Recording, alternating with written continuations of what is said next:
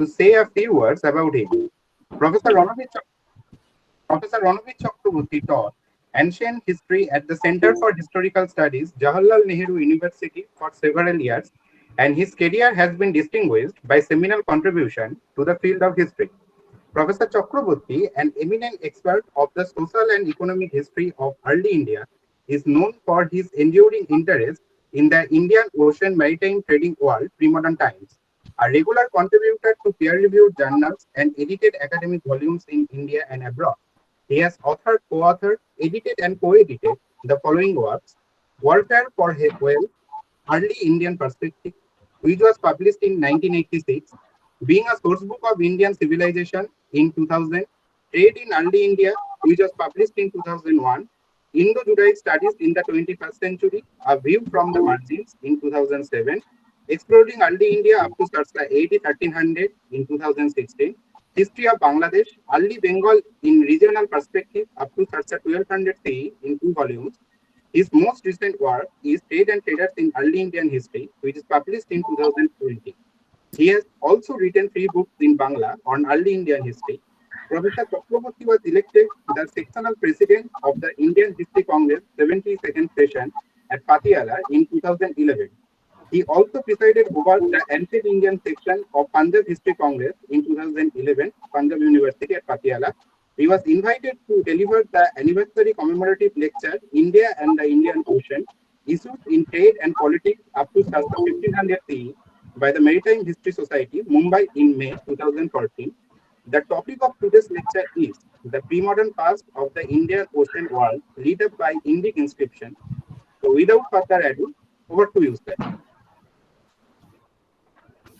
Thank you very much for the very kind words which you spoke.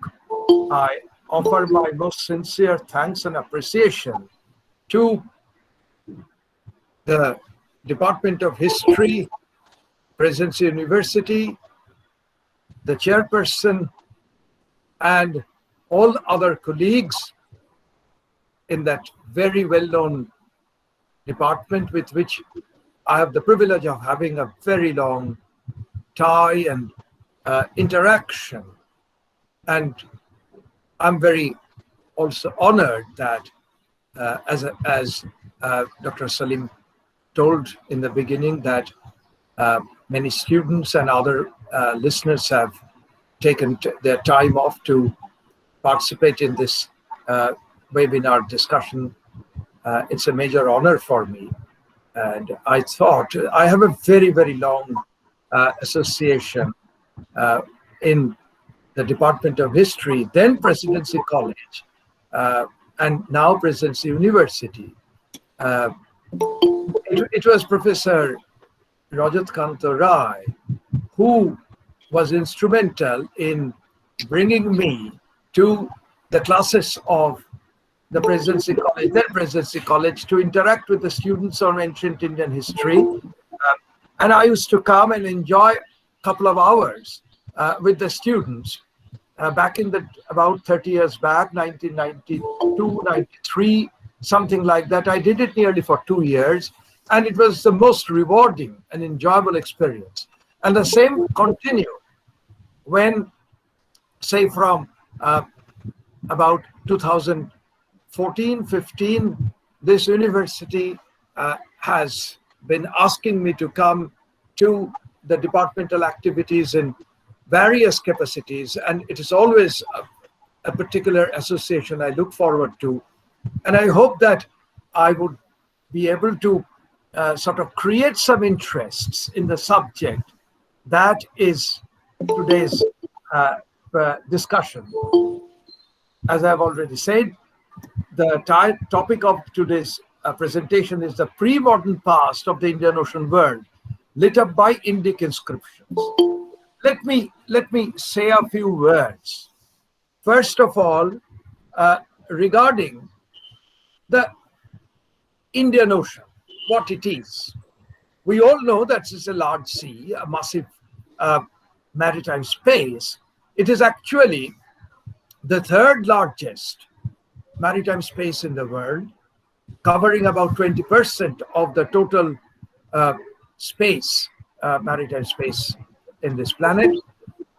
And the other point is the map will show you that it's a unique maritime space, that it is enclosed on the north because of the Himalayan mountain ranges, and its western termini can go up to the end of the Red Sea, that is reaching Egypt, and Egypt stands almost as a hinge between the Mediterranean and the Indian Ocean, and its easternmost extent goes at least up to the Straits of Malacca, definitely beyond Sumatra, but not exactly. Geographers would like to have the Java Sea included within the Indian Ocean arena. In the south, it almost stretches up to Australia.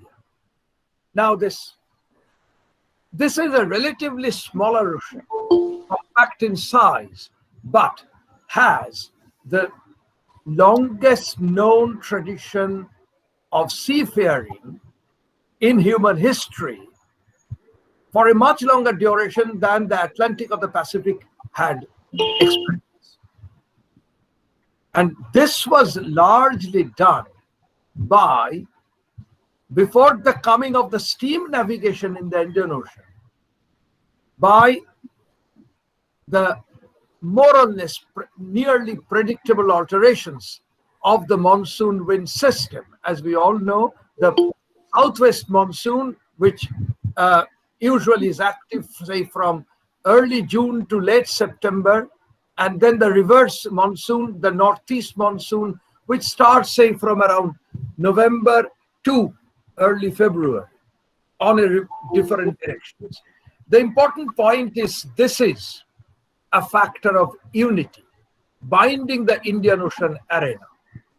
And this Indian Ocean arena is therefore a gift of the monsoon system.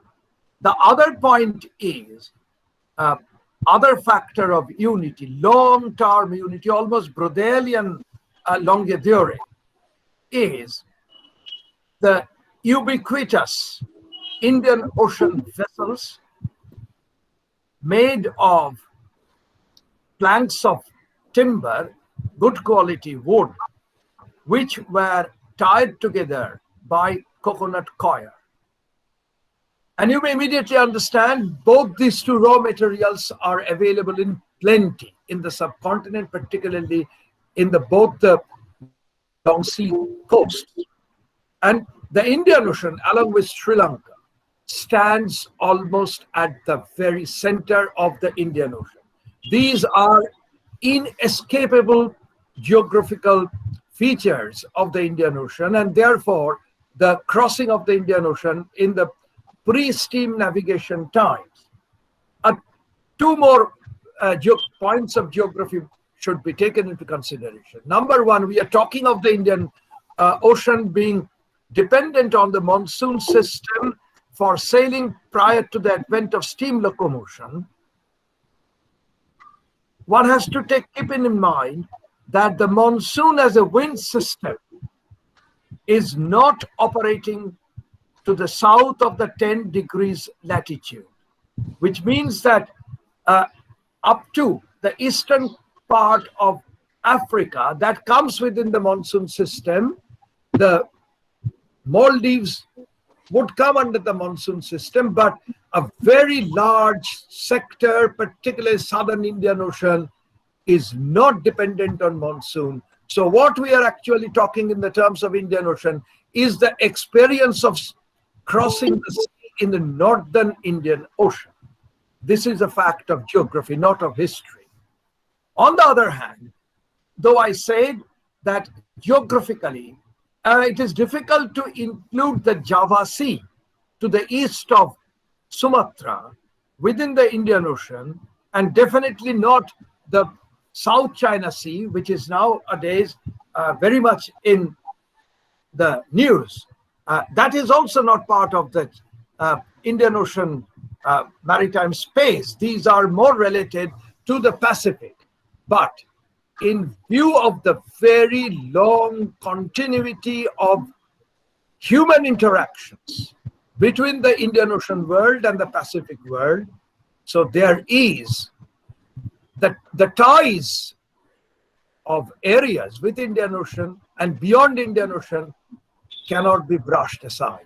So occasionally we have to take into account, that's why I've used the word Indian Ocean world. This is occasionally getting into the Indo-Pacific rim. At least the South China Sea will occasionally figure in our discussion. The concept of the Indian Ocean world is recently floated in a very major way by the wonderfully synthesizing work of Philip Bourgeois. The worlds of the Indian Ocean, he calls it in plural, the worlds of the Indian Ocean world prior to 1500. And that is the end of the pre-modern. We normally place the beginning of early modern around 1500. In the case of the Indian Ocean, that is a major shift with the coming of the North Atlantic states, the joint stock companies, and then the colonialism from the North Atlantic area by circumnavigating the Cape of Good Hope and into the Indian Ocean area. So that is by watershed. And nowadays, the study of what we call the world history approach helps us to go beyond the boundaries of the nation state, and at least for the study of the Indian Ocean of the pre-modern period, the compulsions of looking at the sea from the point of view of nation state, which is a rather recent experience, at least for the Indian subcontinent, greater parts of Asia and Africa, can be simply placed out of the consideration. This is one of the major advantage of studying the Indian Ocean world beyond the boundaries of nation state, because this is a world which was traversed for very many centuries and in fact millennia before the coming of the Portuguese in this arena, and where nation states simply did not exist. So this is the reason I picked up this particular time slot, and I'm more familiar with the period prior to 1500 than the post-1500 scenario. And this is the reason why I would use the word the Indian Ocean world. The second point is why this thrust on inscriptions. These are Indic inscriptions, throwing some interesting perception and perspectives into the study of the pre-modern Indian Ocean world. Now, we know that inscriptions are inscribed words on various materials. It can be stone, it can be copper plates, it can be other metals, it can be even on wood. It can be on seals and sealings. Now, by all students of Indian history, even those who do not specialize on ancient India, are familiar that inscriptions are considered as one of the major sources of studying early India. But whenever these kind of inscriptions are brought into discussion, it is usually the royal inscriptions, like the edicts of Ashoka, or prashastis or eulogies, like the Allahabad inscriptions of Samudragupta, something like that, or the vast number of copperplate records.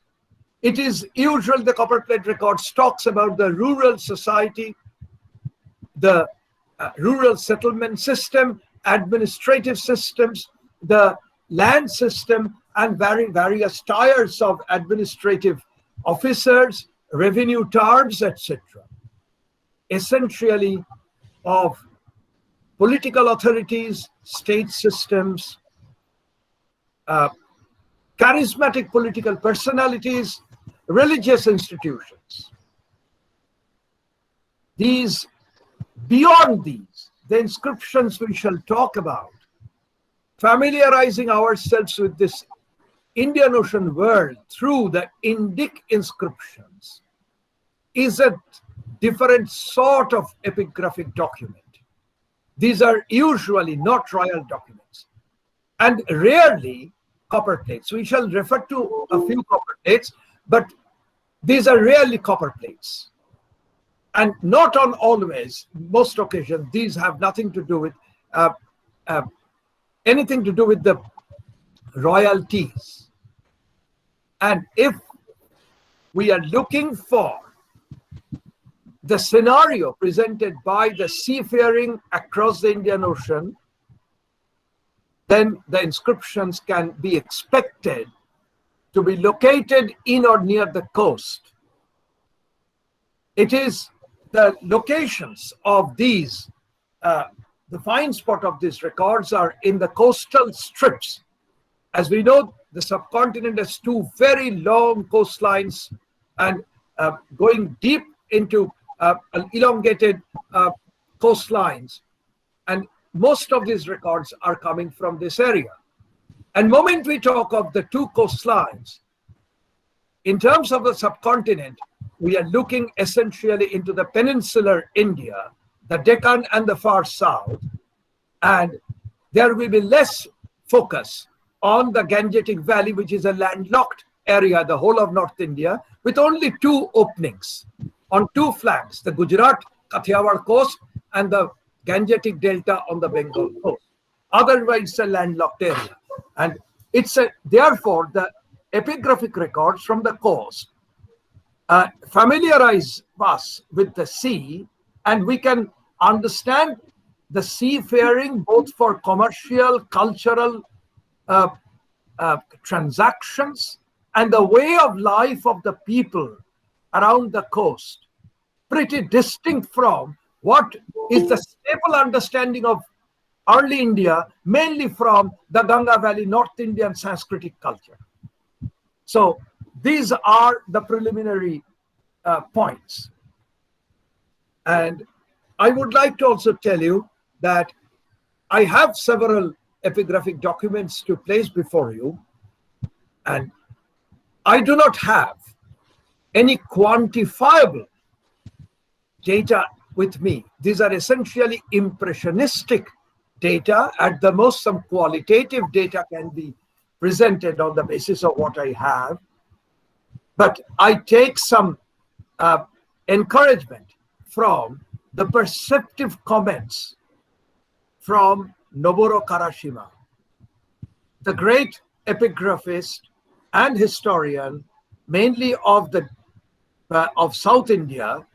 And he's not only a master epigraphist, but he considered that if one lends ear to the inscriptions, then one can feel the whispering of the inscription. This is exactly the word, whispering of inscriptions, which he pointed out.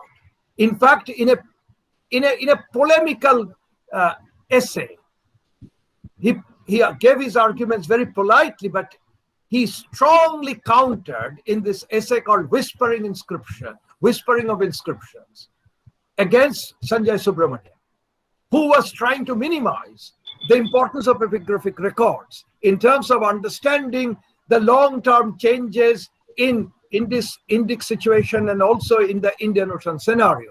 And Karashima offered his alternate position by telling us or making us hear the whispering of inscriptions. So with these few preliminary words, I proceed. I'll often go chronologically. The earliest I have from is an inscription from Bharut. Let us see. It's an inscribed sculpture. This is the sculpture from Bharuta Rundel on the Buddhist stupa, on the railings of the Buddhist stupa, where the scene is a sea monster bubbles up. A boat with passenger, the boat has almost half entered into the terrible shaped monster's mouth, but in the background you can see 3 passengers in another vessel with rows on 2 sides. Probably these group of passengers escaped from some perils in the sea. And then you can see some, it's a little bit faint, on the right hand top there are certain inscribed words. And what does it read? This is a person who almost offers his thanks and gratitude, named Vasugupta or Vasugupta, that he was rescued by Mahadeva from the belly of the sea monster.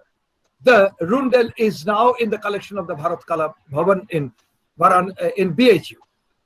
Now the striking point here is, this is first of all an image of the typical Indian Ocean vessels with the coconut coir stitching up the wooden planks with oars, often with in open deck.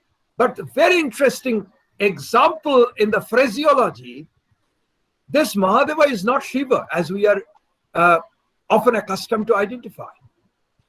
One cannot expect Mahadeva to be offered gratitude in the relic, in the stupa railing in Bharat, which is the Buddhist side. Here Mahadeva stands for the Buddha himself.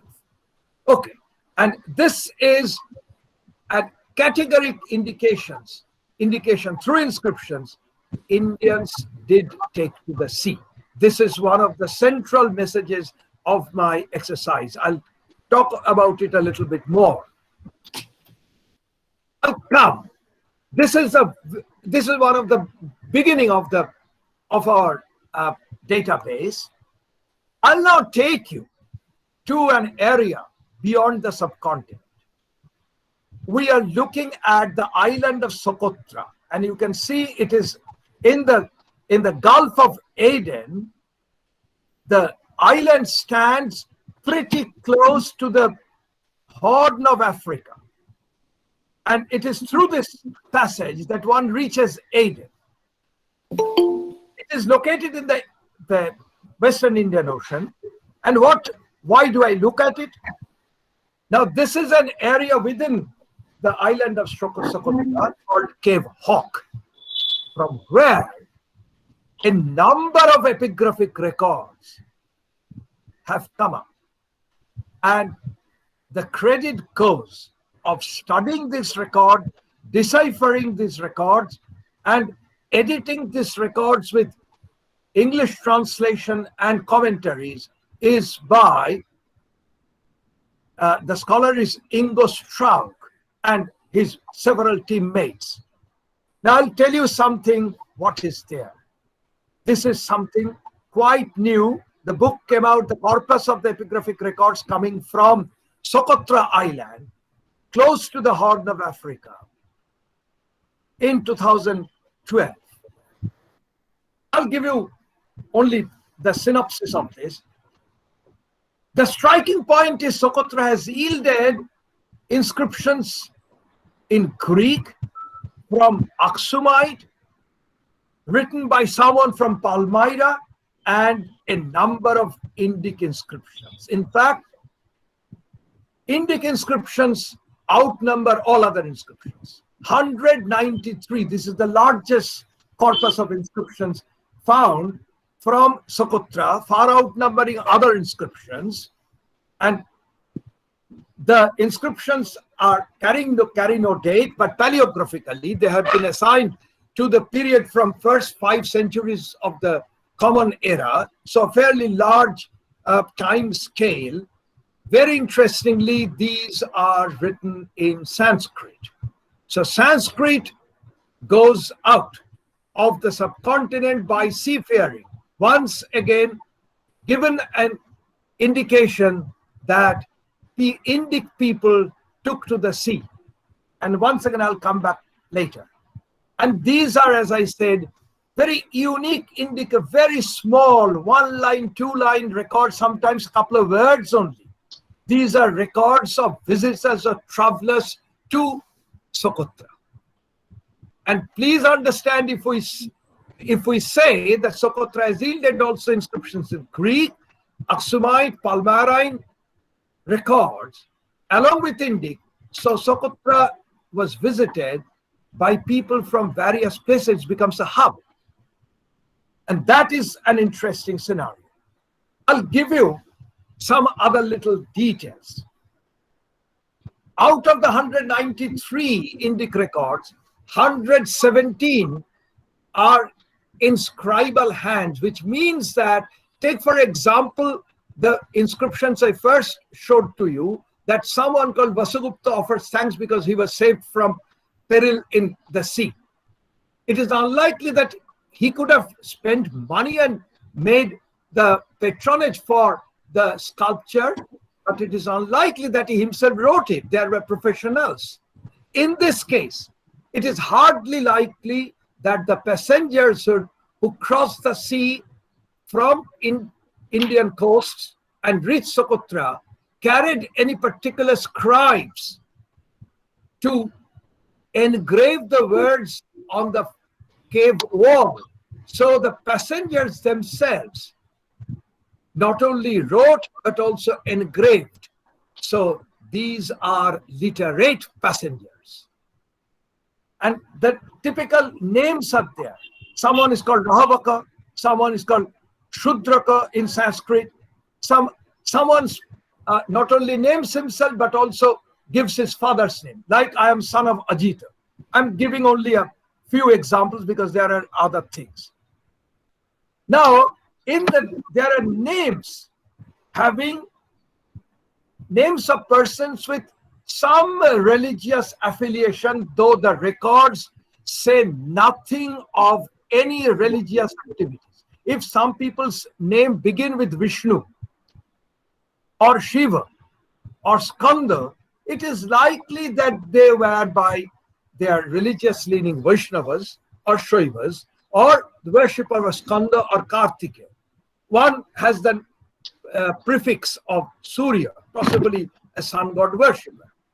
But none of the records, Indic records, tell anything of any religious activities of the writers of these inscriptions. These are travelers' records and has no religious content. In fact, these are secular epigraphic records available in an island far away from the mainland South Asia. Some names have Buddhist affiliation. The names would very clearly indicate Buddha Mitra like that. But there are names like Shramana. Did a Buddhist monk also cross the sea? It is likely because there are some figures of stupas only drawn in inexpert hands in kind of etching or engraving on the walls. There is one name of a Sharman, and Sharman cannot be anything but the name ending of a Brahmana. There is also possibly someone, a Shudra, Suddha, who was also a passenger. So interestingly, the cave was the site of activity both for a Brahmana and for Shudra. And the Brahmana himself did take to the sea. Please keep it in mind, the time bracket of this inscription falls exactly in a period when the early Dharma Shastras, particularly Manu and Yajnavalkya, are looking askance at any seafaring, particularly by a Brahmana. For these Dharma Shastrakaras, seafaring is a polluting activity and is condemned. These are merely Dharma Shastric injunctions, and here is the advantage of looking through inscriptions, which offer us descriptive category of information, not prescriptive. Early India or traditional India cannot at all be understood merely in the light of Sanskrit normative treatises. And this is a false notion that if someone reads Kautilya, Manu, Yajnavalkya, Ramayana, Mahabharata, Gita, then early India is captured. No, they give only a tiny window of a very particular type of social cultural bias. There are other kinds of windows to understand the complexity of early Indian society and culture, and this kind of small records are full of a different perspective and image of early India. Now, these were the passengers. There are some professionals who were adept in crossing the sea, like a navika. There are two, and here there are navikas. There is also a term then niryamaka. And this person came from Bharugach, that is Broch in Western India. There is another person, that there are two navikas. When I have some problems in the translation of Ingo Straub, who had made a fascinating discovery and is a pioneer in this field. The two terms navika and niryamaka do not mean the same thing and cannot be translated in the same English term, the captain. Navika is a mariner, a sailor. Niryamaka is not even a captain. This person stands for what may be called some kind of a navigator who knows the way. And the Jataka stories are full of both the Sthalaniyamaka, who knows the overland routes, and Jalaniyamaka, who knows the maritime routes. So obviously the person who came, who sailed on the ship from Bharukacha to Sokotra is not a captain nor an ordinary mariner, but a navigator type of a person. Very interestingly, the same cave where the names of mariners are there, there is a Greek inscription, Septimius Paniscus, the ship owner, a completely different category of performer, a handler. He kneels before the god and before that and those gods of the cave. So with this Sanskrit inscription, the same cave, one comes across the Greek inscription with a distinct religious context. On the other hand, the Indic records have nothing of the religious element in the records. Now, interestingly, did they really come to the, how did they go? In the passengers, the Indic inscriptions often are accompanied by images. On the left-hand side, you see something very indistinct, and this is the typical mastery of the editing of Straub. He took the photograph and draws a line drawing so that to make for us intelligible what the original engraving, etching, the graffiti could have looked like. This is a vessel with a single mast. And often these accompany the epigraphic description that someone from Bharukacha, someone from another Gujarati port called Hastakabapra, which is Hatab. Nowadays, they reach Sokotra. I came here. I returned. I left Sokotra. Pragata. I am gone from Sokotra. So along with the records, they also, in a rather inexpert hands, they tried to draw the image of the ship. This is a single-masted ship. More interesting is here, you can see once again on the left-hand side, the rather blurred image of the graffiti, and the line drawing would indicate in black, which is Ingo's handwork on the restoring the image. This is a vessel with 2 oars and more than 1 mast, at least 3 masts, maybe 2 masts. And you can see very clearly the beams have been indicated. This is typically the wooden ship, typical Indian Ocean ship. And if there are ships with designs of more than 1 mast, these are sturdier, perhaps bigger, and obviously taking a high sea voyage, not a coasting voyage. And you cannot reach Sokotra from the west coast of India by a coasting voyage. You have to cross the Arabian Sea through the high sea network. And if we take into account the chronology, please have a look at the kind of ship designs on the coins of the Satavahanas. And on your left-hand side, you can clearly see a fleet of ships. What is on the front at the staring at us from the first one has clearly two double-masted ships. So it is not perhaps the figment of imagination that prompted the travelers to Indic travelers to Socotra to draw this kind of an image. And as I said, there is a very intimate connection between Socotra and the Gujarati ports of Bharukacha, the famous port of Barugaza, celebrated both in the periplus of the Erythraean Sea and Ptolemy's geography, and Hastagabapra, which is also known to Ptolemy as Astakampra, and very prominent two ports, and several visitors to Socotra started from here. Some more visitors now.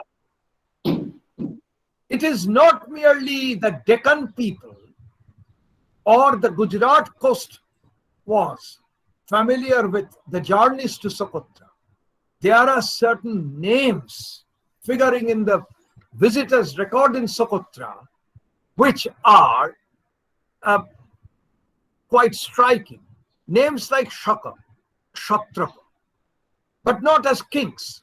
We know that Shaka and Kshatrapa are epithets of Scythian rulers. Either they were ruling in Mathura or in Western Deccan, including Ujjaini, Gujarat, Kathiawar area. But these are not rulers, but probably scions of a ruling family who also took to the sea. We have people having the name like Devaputra, including Devaputra Munikarna. Now, Devaputra, we only encounter in Indic context. The name Devaputra is associated with the Kushans, and usually with the Kushan royalty. Here, the term Devaputra is possibly someone of Kushan extraction, but not as a ruler, but possibly born in a royal family, but he is taking to the sea, not for conquest, not for any particular political purpose. It is likely that he's taking, maybe because of his interest in business. We are not sure why did he travel, but at least there is no political angle to the travel undertaken. Now, interestingly, there is a name very peculiar, Humiyaka. This is a Bactrian name. By Bactria, we mean the present-day Mazar-e-Sharif in Afghanistan area, northeastern Afghanistan. So this is a person who has come, a lone example, true, but he is a person who has to reach the western seaboard, possibly from Gujarat, by an overland or riverine journey from Afghanistan. We do not know how he came, but this is an indication of the long reach of the sea travelers far into the interior. And it is in the beyond the subcontinent into the northeastern part of Afghanistan. There is one name, Upali. Upali is a typical Indic name, but his name is inscribed in Kharosthi. Most of the records that we have mentioned are all in Brahmi and Sanskrit. But these two are in a different script. And Kharosthi, as we know, is also a script used in the northwestern area, that is Peshawar, Rawalpindi, Sowat, that area. So once again, the possibility of someone, if I could use the word, is feeling the pull towards the coast and taking to the sea, coming from the northwest and coming and reaching Gujarat coast and then crossing the sea.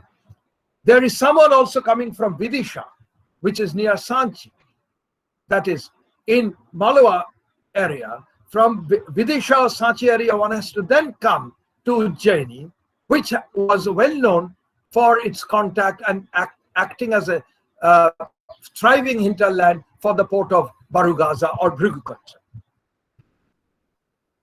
Now, interestingly, from the Gujarat area to the Socotra Islands, chronologically speaking, I'll take you to a 2nd century CE inscription from Kanheri caves. Kaneri is located near Borivali, a northern suburb of present-day Mumbai, and is one of the finest examples of Buddhist art and architecture, particularly its rock-cut cave architecture. And like many of the Buddhist sites, we have already mentioned about the Bharut area, this has a large number of donative records.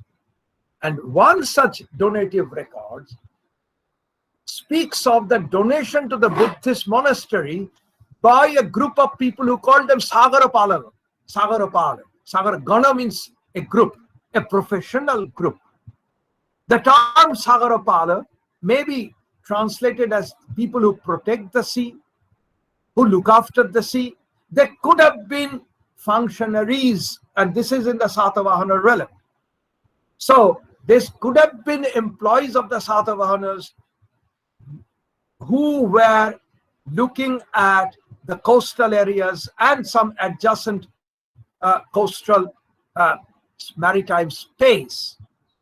And they are definitely connected with the coastal strips and the adjacent Arabian Sea in the Western Deccan area.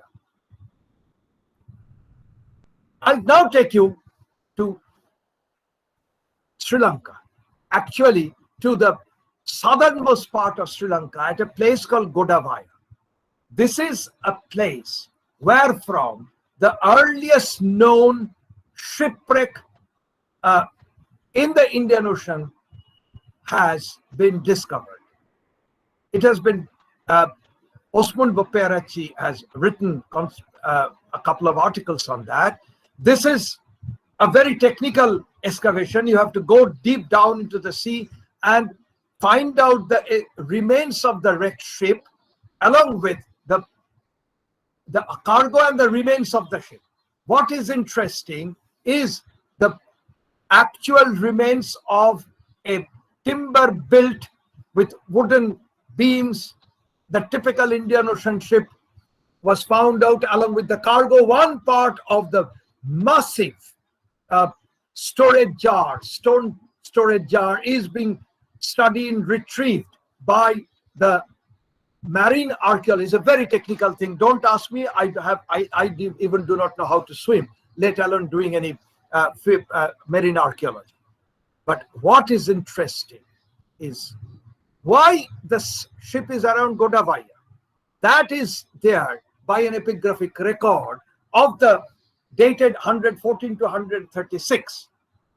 Godavaya is the modern name of the ancient place name called Gotapavata in the southernmost part of Sri Lanka on the estuary of the river Valaveganga. And it has a brief small inscription where it's a royal inscription, where the Sri Lankan ruler Gamini Avaya granted the tolls and customs, that's called Shuka, that is Shulka, to Gotapavata Patana. Patana is a port. This is the typical epithet for a port. So Godavaya, what is known as Gotapavata as a port, and naturally the ship was there. Unfortunately, it sank. But it is with the help of the combining the inscriptional evidence with the earliest known shipwreck site in the entire Indian Ocean that the importance of the area around Godavaya as a functioning port with a rich hinterland where beads of semi-precious stones were regularly manufactured have been captured by combining both epigraphic and field archaeological materials, including underwater marine archaeological materials. Let us go a little bit away from India once again. This is the two images of the same seal. This seal has come from Bang Kluai Nok from Thailand coast. This was reported by a very well-known field archaeologist, Berenice Bellina, along with Ian Glover during their excavation at the site in Peninsular Thailand. And this is a seal in Brahmi recording the name of Brahaspati Sharma, who himself is called a Navika. Now, this is something very striking, datable around first, second century CE. The script is belongs to that particular period. The name is very interesting. Brahaspati Sharma, very Sanskritic, and the name ending Sharma once again speaks that he is a Brahmana. So the Brahmana is not only crossing the sea. Without crossing the Bay of Bengal, one cannot reach the Peninsular Thailand coast, but he himself is a mariner. So Manu's dictum falls flat. This is a stark message the inscription bears for us. The other important point is the term Navika would normally is the epithet of any mariner. But is he an ordinary mariner or a mariner of some prominence and perhaps some importance? Otherwise, this person wouldn't have been allowed to use a seal with the name. Seal is an administrative document. We do not know why he was there, what brought him there, but two things are clear. He is a very prominent mariner, and he is a Brahmana who crossed the sea around 1st, 2nd centuries CE. In the Andhra coastal area, Ghantashala, which is mentioned in Periplus of the Erythraean Sea and also in Ptolemy's geography as Kontakosulla, very close phonetic resemblance with the name Ghantakashala or Kontakosola. Both the names in Indian inscriptions are there. This is located in coastal Andhra in the deltas of the Godavari and Krishna, between the deltas of Godavari and Krishna. This is a well-known Buddhist site and a typical donative record. Someone donates to the Buddhist monastery and the stupa as a pious act, and the person, a lady who donated, is related, a wife of a master mariner, Mahanavika, and not an ordinary Navika, but Mahanavika. And the association with the coastal area, Ghantasala, Kontakosilla, is a well-known port connected with the Buddhist site where a lady donates and she is related to the family of a Mahanavika. This is the earliest known epigraphic evidence of a Mahanavika from Andhra coast in about more or less contemporary 1st century BC to about 1st century AD. The inscription was discovered long time back, but was discussed. Its historical significance in terms of Indian Ocean, particularly the Bay of Bengal crossing, was discussed by Shutandra Ghosh.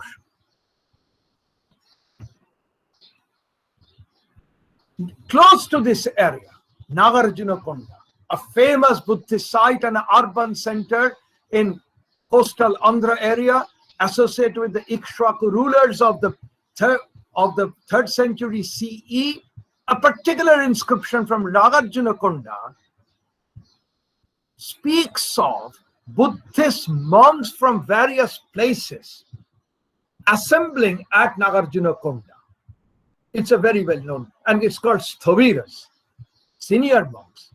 And among the places are names of Banga, obviously southern parts of Bengal. Bengal at this time, Banga means the area around the lower Ganga valley, including Tamralipta area.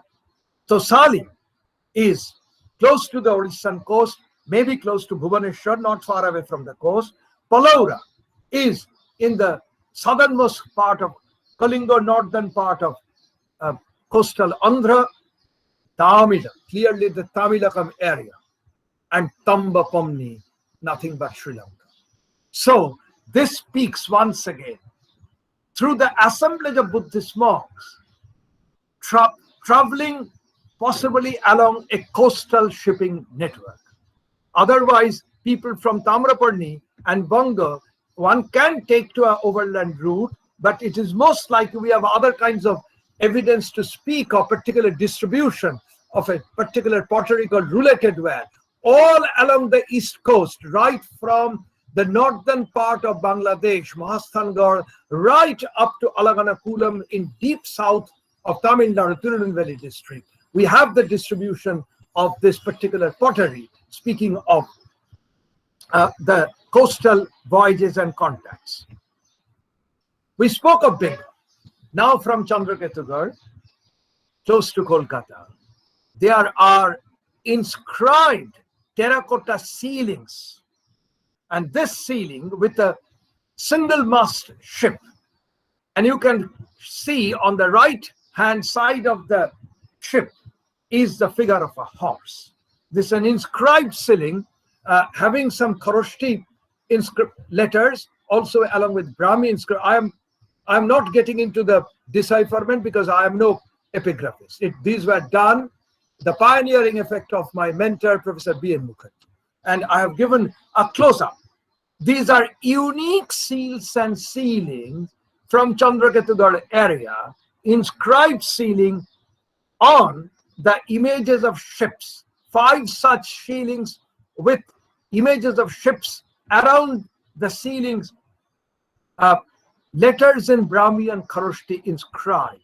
Unique in anywhere, nowhere in Indian subcontinent, this kind of ceilings are available. 2 different kinds of vessels. These are all different kinds of vessels. On your right hand, left hand side, you can see a vessel fitted with oar or pair of oars. And on the right hand side, you can also see a vessel with possibly a rudder-like apparatus at the very end. But once again, the beam-like structure, the beams, the wooden beams can clearly be visible even within the circumscribed space of the ceiling, and ceilings are connected as trade mechanisms. From Bengal area, another Mahanavika comes across. This is the second Mahanavika we know, apart from the Andhra Mahanavika.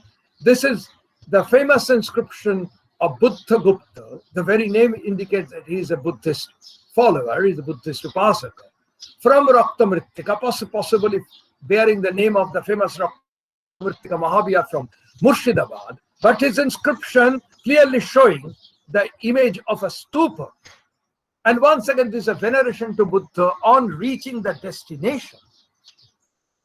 And this is datable about 5th, 6th centuries CE. So, someone from Murshidabad area, possibly, it is not recorded in the inscription how he sailed, but likely journey is from Murshidabad all along the Bhagirathi into the Ganga Delta, then into the Bay of Bengal, and reaching up to the Malay Peninsula. It's in the Malay, the inscription is found from Malay Peninsula. So seafaring from the Bengal coast is quite evident here. Similarly, the earliest known Tamil inscription into context of the seafaring is coming from Peninsular Thailand area. This is the area where the Thai peninsula is becoming very thin, close to the Isthmus of Kra. It's a narrow passage. On the one hand, on the western side of it is the Bay of Bengal. On the eastern side is the Gulf of Siam. So from this area came a goldsmith touchstone. And this is the earliest Tamil inscriptions in Southeast Asia, 3rd or 4th century CE. Once again, this person, goldsmith, not a merchant, not a prince, not a Mahanavika, but a craftsman, traveling from Tamilakam area, possibly from somewhere in Coromandel coast, to Peninsular Thailand. And more or less about this time, the Pallavas were ruling from about 6th, 7th, 8th centuries, and they imprinted on their coins images of, please note, a double-masted ship with a pair of oars, a ruddering type of a gear on the right-hand side can be seen, and waves are shown in stylized portion. This is modeled after similar ship designs in the Satavahana coins, but the Pallavas were apparently familiar with this kind of ships, and these are double-masted ships, so likely to have been meant for overseas journeys. We'll now once again take to Thailand. Now, this is a place near Bangkok called Phanom Surin, the site of a shipwreck on the Gulf of Thailand. And Gulf of Thailand is not connected directly with the Indian Ocean, but has very strong bearing on the Indian Ocean maritime history. Why? The shipwreck that took place. This is the underwater excavation, the recovery of the sunken ship coming from Phanom Surin, close to the coast. And I've shown the excavation in progress. And this is very interestingly, the design of the ship is the typical Indian Ocean ship made of wooden planks and coconut coir. In fact, for the first time from this sunken ship, actual remains of the coconut coir have been found out. But what is it with the inscriptions? The entire cargo and the ship that voyaged can be dated securely to the 8th century on the basis of a tiny single inscription. Obviously, the ship was not inscribed, but from the wreckage of the cargo was found a particular piece of pottery at the bottom of which were inscribed these words, Yazd Bozet.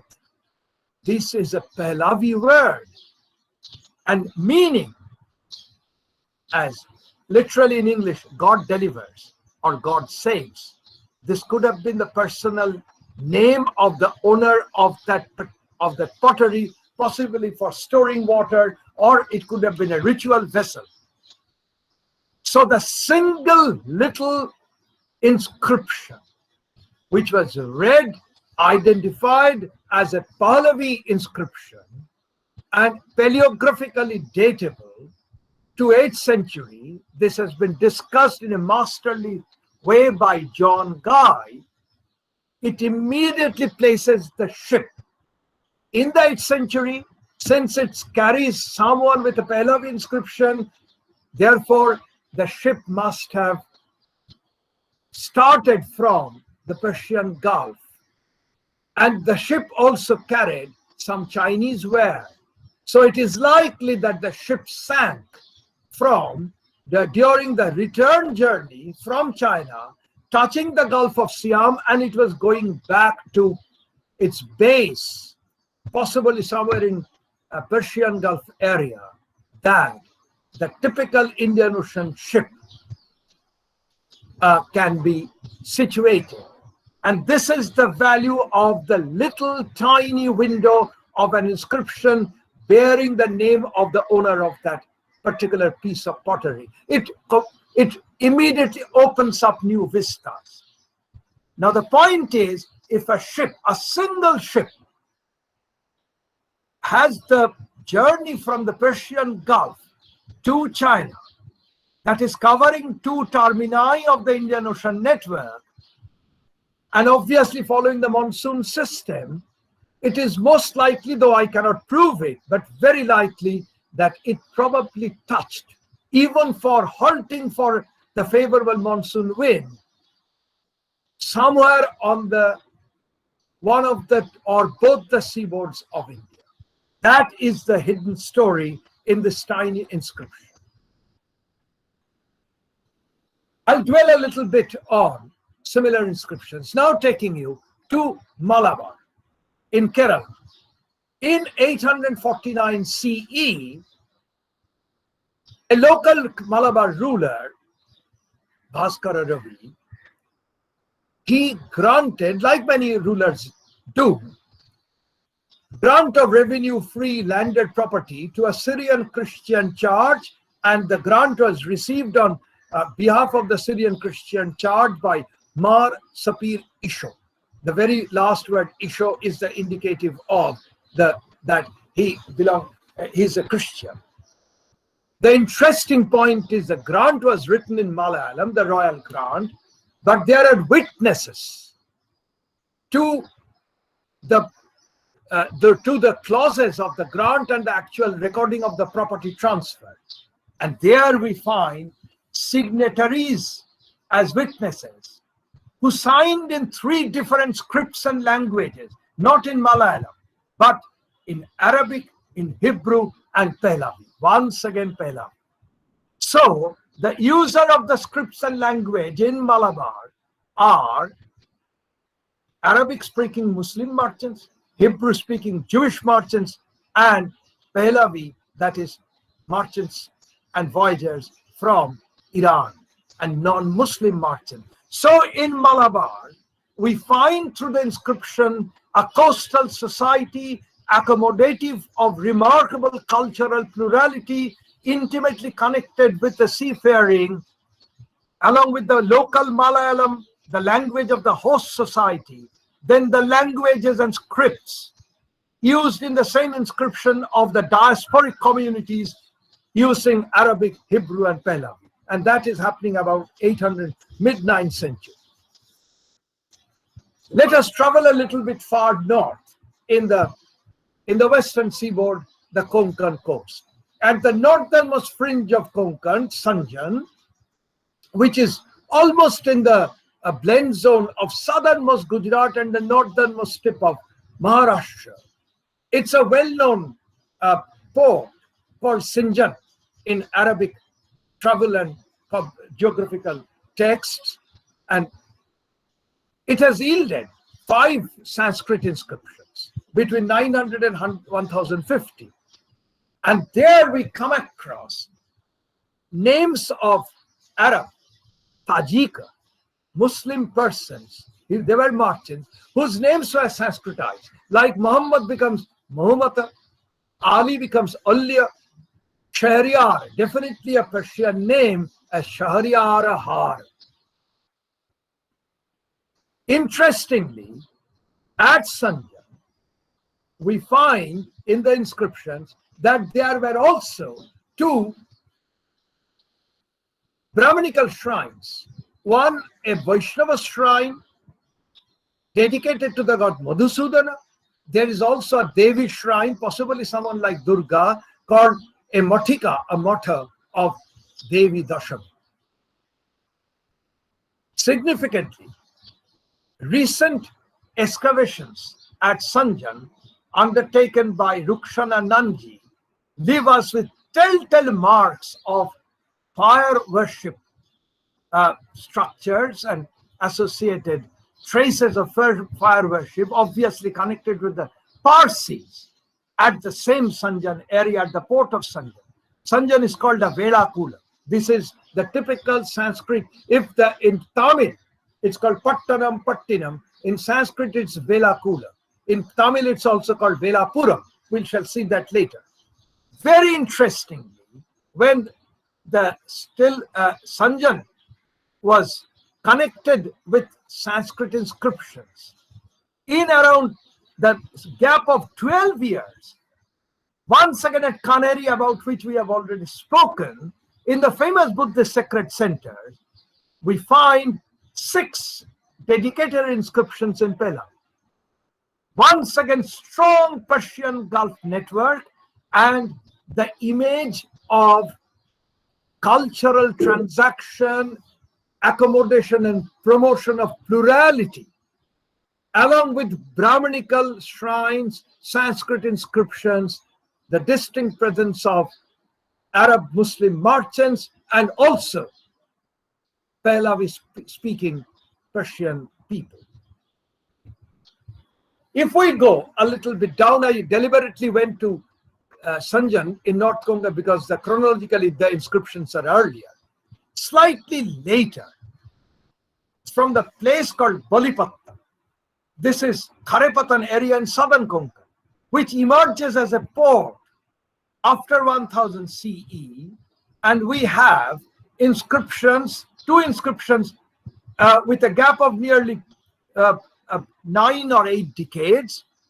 It shows how, it describes how ships were coming from different parts of the west coast, including North Konkan ports like Chemulia, that is Chol, like Thana, like Surparaka, Sopara, all around Mumbai, and then also from Gopakapattana, that is Goa area. And 2 different types of vessels are described in the inscriptions. These terminologies we do not come across apart from inscriptions. Pravahana and Boitra, if you look for Sanskrit dictionaries, they would appear similar. But the contextual analysis of these records would indicate the term Pravahana were used specifically for those vessels which were used for coastal journeys, while those used for high sea voyages were used, given the epithet Vaitra in Sanskrit. Apparently, these two are synonymous terms, but they have fine distinctions in the contextual analysis of these epigraphic records.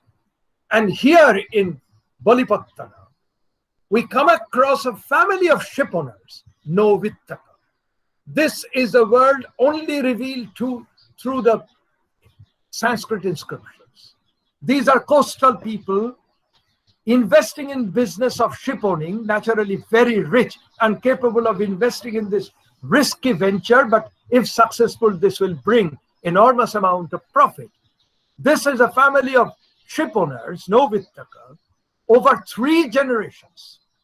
And the senior one, called Vasaida, is not only a Novittaka, but also a Mahamatya in the typical coastal society where are the Silahara rulers, a coastal polity, not an inland territorial polity, a coastal polity. This merchant owning ships is involved in administrator as a high-ranking functionary, and therefore remitting, perhaps to his own advantage, that remission of tolls and customs to the ships coming from those ports, and possibly in which his family's interest lies. The most interesting parts in terms of Indic inscriptions come from the inscriptions of Tamil merchants. I have indicated the places where the merchants' presence far away from the mainland of the subcontinent, from Tamil Nadu itself. These are found right from 9th century to about 1281. There is a long chronological span. It's found from Takuapa, which is precisely in the Isthmus of Kra, and then Nakhon Se Samarat once again in Peninsular Thailand. Please note Tamil Javanese bilingual inscriptions in the Jakarta Museum dated 1187, 1258, 1265. And then Tamil inscription Pagan in Myanmar in 12th, 13th century. And from China even, from Quanzhou, the very well-known port, one has to appreciate the immense importance of Quanzhou if one reads the works of Angela Schottenhammer and Roderick Tuck, 2 very important German scholars on the South China Sea trade. And apart from these, near from their home, Tamil merchants' presence, seafaring Tamil merchants' presence are found from Sri Lanka, from Viharahinna, Lanka, Tilaka, Virakoti, and also from Anuradhapura. Now, I'll be very brief here. The inscriptions of the Tamil merchants, these are of the mercantile group. Tamil mercantile groups are not merely active in the Deccan and in the deep south, but they're going across the sea. Why they are issuing inscriptions? They, as the group of merchants, these are merchant group, Nana Deshi, the 500 Swamis of Ayavole, Manikgramam, Ubhaya Nana Deshi, this kind of groups, they are making donations at areas beyond the subcontinent where they went for obviously trading purposes, and making donations as patrons of culture, establishing shrines. Because they are enormously successful, they are capable to act as cultural patrons in areas outside India. But please do not read this as markers of so-called Hindu colonies in the Far East. This is a completely outdated and sort of Indianized Southeast Asia. This is once again a completely wrong nationalistic claim, false claims. Nothing to do with that. But interestingly, these merchants never give any preamble to the political authorities. Usually when they're talking about their activities within the subcontinent, in Karnataka, in Tamil Nadu, there is usually a political preamble. Whose reign, how great is the ruler? There's a little bit of eulogy of the ruler. Nothing of that kind. Away from the overseas areas, they actually eulogize the group's achievement, the wares they carried, the distances they traveled, and how great they were patrons of culture. So this is something, yes, there is obviously the hyperbolic statement, but the important point is these are eulogies of merchants themselves, composed by themselves. You can hear the words of the voyaging merchants beyond the subcontinent in the Bay of Bengal arena, but completely silent on any political preamble or political introduction, which is very common in other kinds of even merchants' records within the subcontinent. I'll give one such specimen. This is from Barus in the northernmost tip of Sumatra, very famous for the availability of the best quality camphor. And camphor is an essential ingredient for the Indic Brahminical rituals abounding in the entire subcontinent, right from Somnath down to Brihadishwar or Madurai temple. It is also a coolant. And camphor is important as an ingredient in medicine, also for making condiments. And Barus is the place where merchants from diverse, including Jewish merchants, went there to procure the best quality of camphor from Barus. And it shows the presence of each of the ships, and it is broken, indicative perhaps the ship's owners, and then the ship's captains, and the KVs, which means the oarsmen, the actual crew. So three types of voyagers are there: ship owners, ship's captain, and the actual crew who will do the manual work on the ship for voyages. They will, on reaching the place, they will pay a little bit of donation in gold as the kasturi. It is not mentioned categorically here as karpura. Kasturi is a fragrance, an aromatic substance. And then say this is a Belapuram, port of Barus, and it says, do not forget charity. Charity alone is the good conduct. This kind of inscription, and this is a Chola period inscription, 1088, when one of the very powerful Chola rulers, Kulottunga Chola, is on the throne. But no mention of Kulottunga at all, though this is a Tamil record. And I mentioned about the bilingual Tamil inscription from China. This is the bilingual, the image of the Tamil inscription. It is actually a Shiva temple dated in 1281. The facilitator is named Chapanda Perumal Alaya Tabat Chakravarti. He speaks of the Chinese ruler of Chekchai Khan, who is possibly Kublai Khan of China, of South China, where a Shiva idol was established, and pray for the health of the authority. Authority not of the Tamil ruler, but authority means here the Chinese Emperor Kublai Khan. And we have images of the remains of the Shiva temple, which were once again studied. The typical Indian iconography is writ large of the Shiva temple, of the elephant figures there. And some of the remains of the temples have also been found.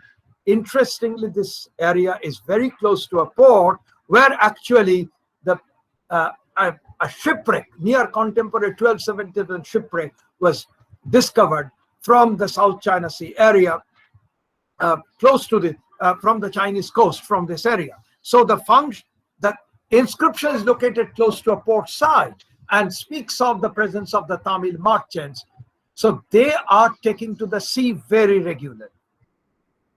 What kind of ships? We do not unfortunately have any full-fledged structure, but this kind of the typical Indian ocean ship, you can see this is a 13th century painting of Al-Hariri in a manuscript, Arabic manuscript, and you can see the type of ships.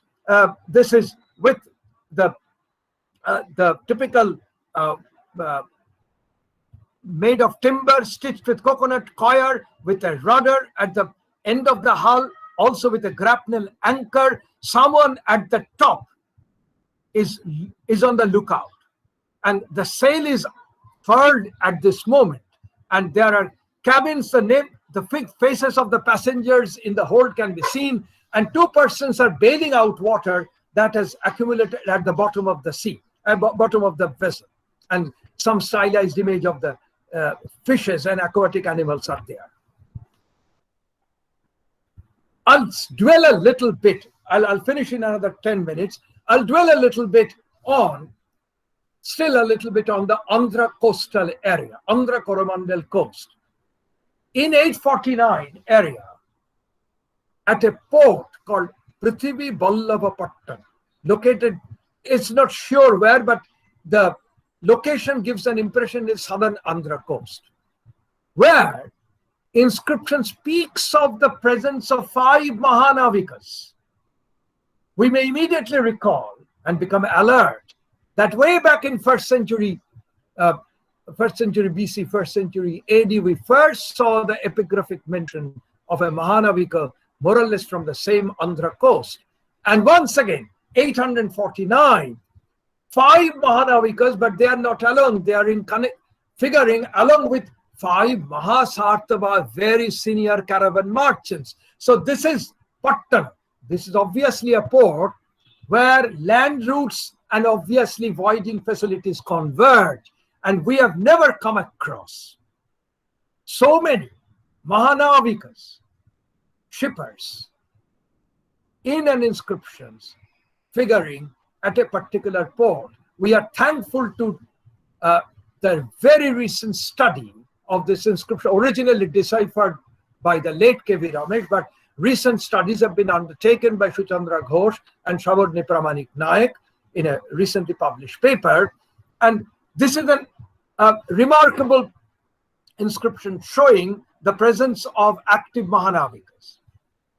Slightly to the north, in the northernmost part of the Andhra coast, today stands a port, famous port of Visakhapatnam, Vizag.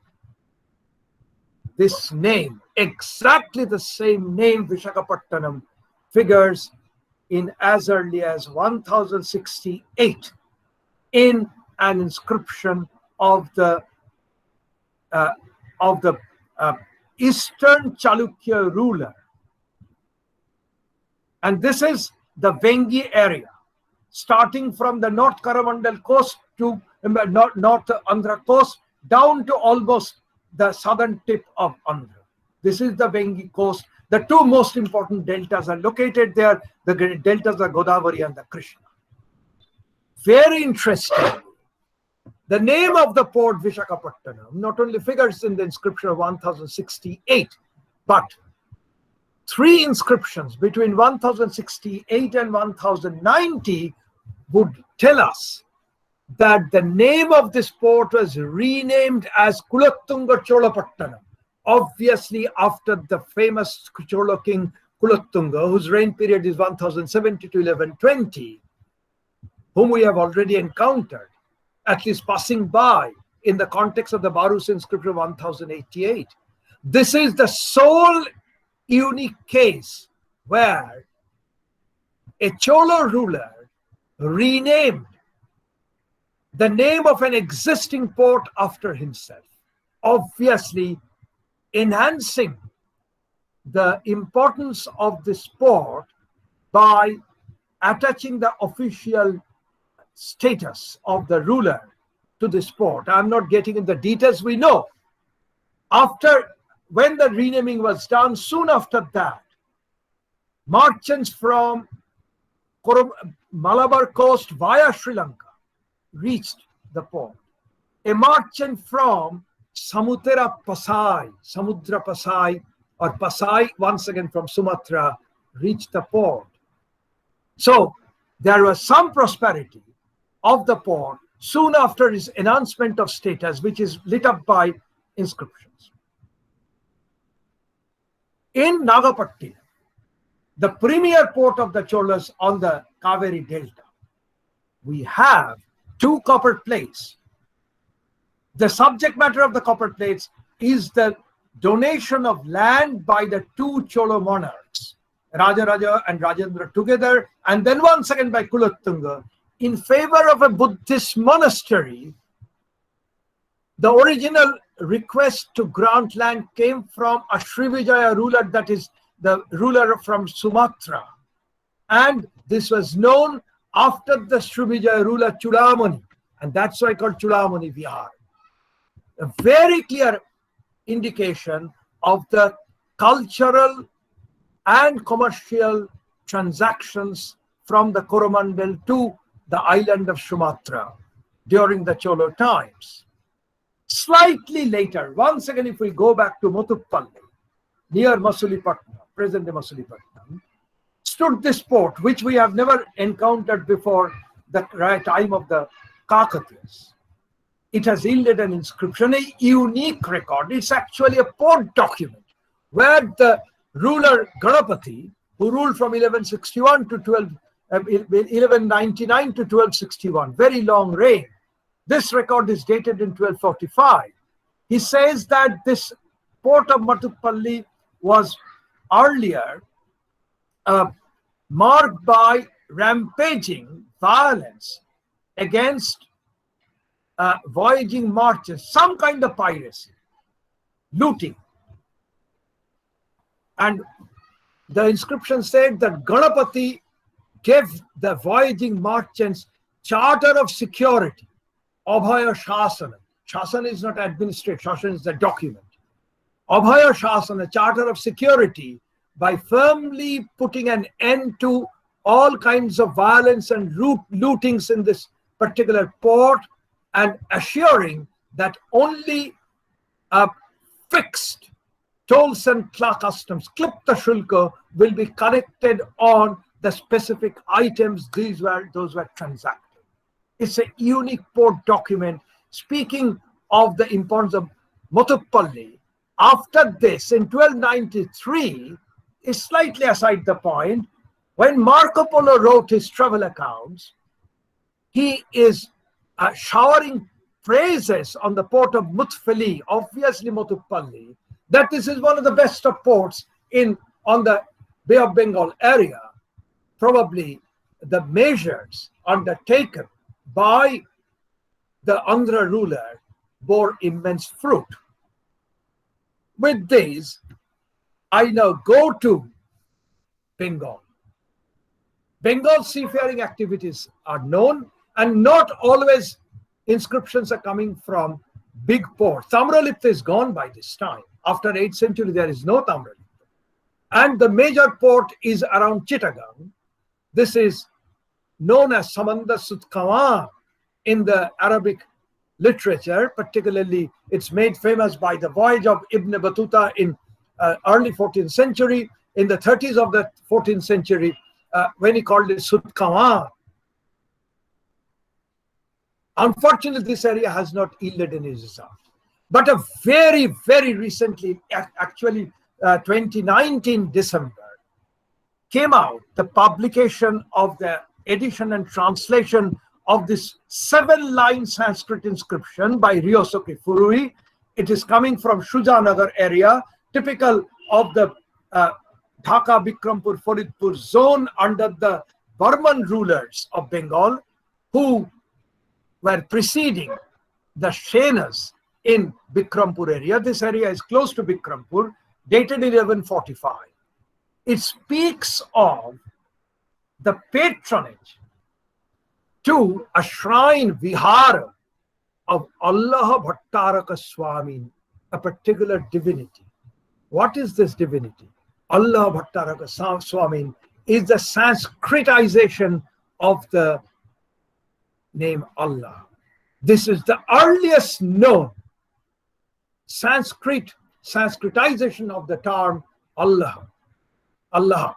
So, and this is, it records that an administrator, a Mahasamant named Avudeva, whose father is called Hasi. And Avudeva and Hasi, they are apparently mentioned as Paradesikas, coming from some other lands. And since they have the person, Avudeva, as sort of connected the Paradeshikas, those from other lands, is the administrator and arranging for the monetary donation to this particular shrine meant for the worship of Allah. The name Avudeva is possibly a Sanskritization of the name Abu, the Arabic name Abu. And Hasi is possibly also the Sanskritization of the name either Asif or Hashim. Now, this is, it also says that tolls collected from, obviously from tolls called Shulka, Klipta. Once again, please note the similarity of the expression we already mentioned in the case of the Motuppal inscription, slightly later. But Klipta in the form of fixed tolls and customs is connected with trade, not as a land revenue term. So the Paradeshikas are possibly Islamic maritime merchants, the like of which Ibn Battuta noted in profusion in Sandvip area, close to the port of Chittagong. This is, there is no mention of a port, but it speaks of the voyaging, perhaps Islamic merchants. Some of them was accommodated in the local administration of the Burman rulers. Their names were Sanskritized. The inscription is Sanskrit, and it says, if anyone violates this pious act of donation to the Islamic shrine, and this is the sort of stern caution to any violator of this arrangement in Sanskrit, that the violator's father will be born as an ass. And you can see at the at the lowermost portion, there is actually an image of the ass is there. So the stern caution is both verbally and visually communicated. And this is a remarkable inscription of the accommodation of Islamic merchants. The political face of Islam in Bengal cannot be pushed anything beyond 1205, when Bakhtiyar came and occupied Nudia and also Lucknow. This is 60 years before, 60 decades before the time. Obviously, there is no political Islam. This is what may be called, after following Prange in a new book, the Monsoon Islam. The monsoon-driven mercantile network of the Indian Ocean, in which Arabic merchants, Muslim merchants played a stellar role. I'll close this finally with the story of Somnath.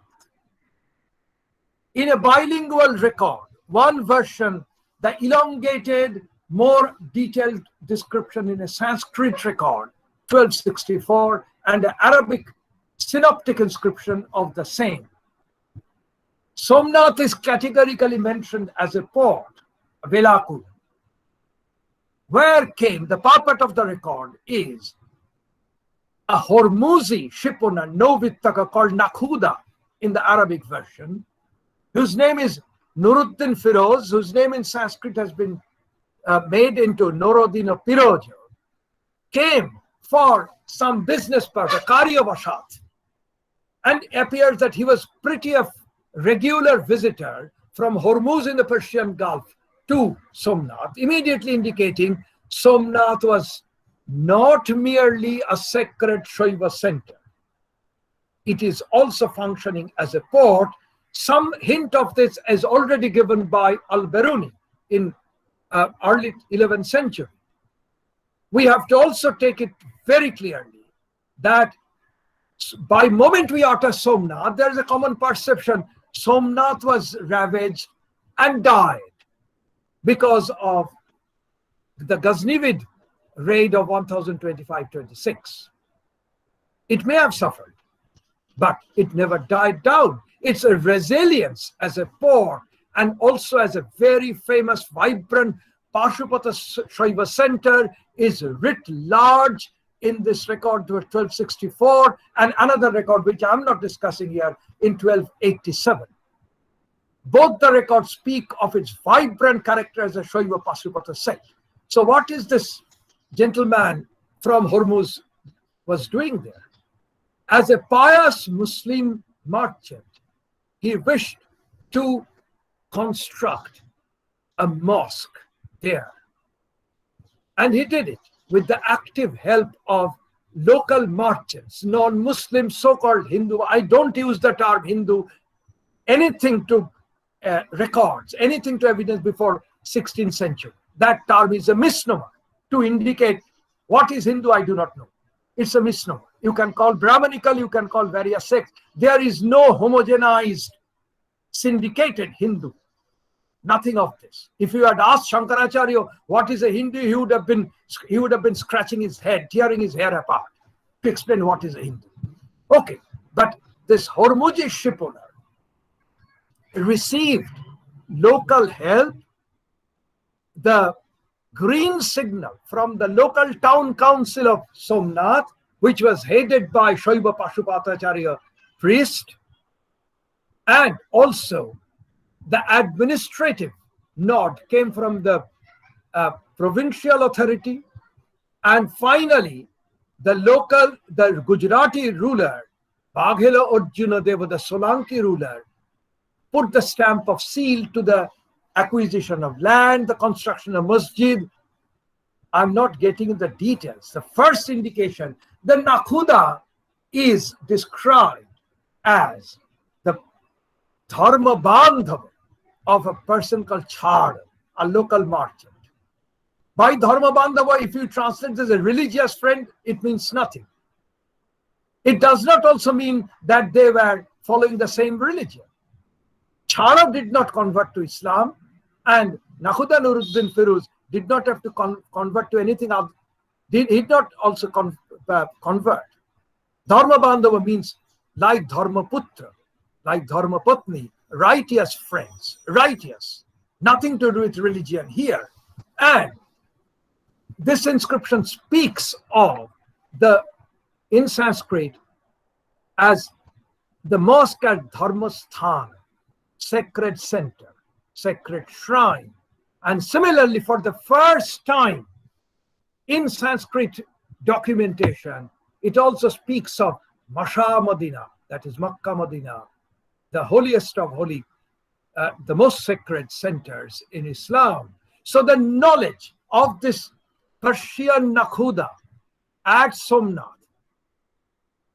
regarding Makkah Madina is pretty clear, and it is likely that Somnath itself maintained its overseas linkages not only the Persian Gulf port of Hormuz, but also to Makkah Madina, because the donor, Firuz, wished that if any wealth is accumulated in the Mijigiti, that's in Sanskrit, it should be deposited to the sacred center of Mashamudina, Dharmasthanam Mashamudina. And this possibly, it is not written, my hunch is it might speak of the donation to Makkah Madinah for seafarers, possibly during the time of Hajj, the pious passengers, as Michael Pearson puts it. What is very interesting, this world of maritime merchants establishing a mosque at Somnath with the active patronage of local rulers and local Shaiva Pashupatacharyas, local merchants there, it obviously has to invoke a blessing from Allah. And how do you do it in Sanskrit? 4 epithets of Allah are given in Sanskrit. Vishwarupa, universal. Vishwanatha, Lord of the world. Shunya Rupa, this is the clinching epithet, formless, aniconic. And since Allah is formless and iconic, he remains invisible, but visible everywhere, Lakshya Alakshya. It's a fascinating epigraphic documentation of plurality, and this is typical of the coastal society, a maritime city, more open to diversities of not only trade goods, of not only persons from different areas, but also open to different cultural practices and interfaith positions. In fact, very interestingly, this inscription in Sanskrit in the beginning also gives, at the very end, 4 dating systems, all translatable into 1264 in Christian era. And it is given dates in Vikram year, it's given in Balavi year, also in Hijri. And finally it says that regarding Hijri, it is the preceptor is Muhammad in Sanskrit, who is connected with the Naujana, the marine people who takes to the sea. I think this is the message the pre-modern Indian Ocean will give to us. It is not bereft of competition. It is not bereft of rivalry, though very few notices of armed trade is there prior to the arrival of the Portuguese. Piracy is distinctly there. But the remarkable accommodation of diversity gives us a message which can be seen through the prism of epigraphs now available from coastal areas and from overseas. Thank you very much. And I think if there are questions, I can do that in the next, say, about 20 to 25 minutes. I'm sorry if I have taken a lot of time. Yeah, excellent, sir, excellent. Very interesting and informative. The way you have started introducing the topic and then explain the nuances of the topic with important visual examples is very excellent, sir. Really impressive. And I hope you would agree to accept some questions. Yeah, please. I'm waiting for it. Let's begin with me. Sir, I have 2 queries. First, related with the Socotra Island. Most of the inscriptions are extremely short and comprise only names, often with patronymic, and some of the names bear symbols like Nandipada or a Trishul after them. And in few places there are line drawings of 2 mustard ships with steering, as you shown in this slide. Particularly, I am interested to know that is there any similar inscriptions where the 2 mustard ships were shown? Usually, it is difficult to have ship designs with inscriptions. 2 mustard ships are known from Satavahana coins, as I show. In the case of the Pallavas, yes. In fact, the 3 masted ship figures in the painting of Ajanta. That is there. Yes. And from the, interestingly, the typical Indian Ocean ship, Yes. that these were traveling from, say, West Asia, from Persian Gulf area, right up to China, are indicated by the marine underwater archaeology, the shipwreck archaeology from Phanom-Surin, which I showed and which I did not discuss, is a shipwreck from Belitung Islands near the Java Sea, and that is dated about 830. So these ships were capable of undertaking very long journeys.